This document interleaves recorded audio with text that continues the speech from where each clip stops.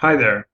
Google Classroom has updated its platform and is now giving teachers the opportunity to organize their posts if they're announcements in a stream and if they are assignments in the tab called Classwork. An announcement could be a formative assessment, could be a question, could be a website, a link, any type of communication that a teacher wants to have with students that generally may be non-evaluative. So for example, the teacher may want to post a announcement.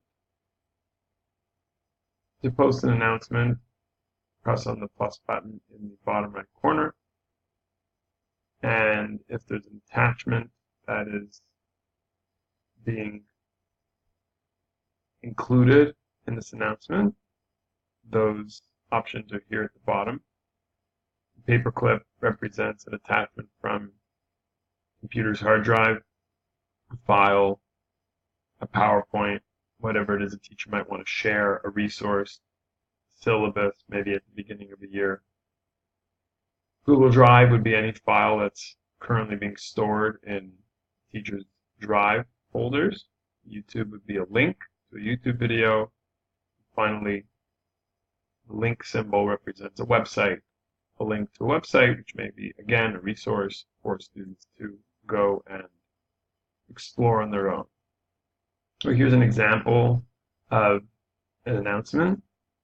Beginning of a school year, teachers want to have a sense or a chance to catch up with students after the summer break, and they may want to throw out a survey to their classes, quick survey that I created. Go into the Google Drive. This had to have been created beforehand in order to post it, and the Google Drive loads. I created a form called My Summer Break. We'll title it. When we're ready to post, we hit post, and immediately that announcement will show up on the feed. If I'm the student,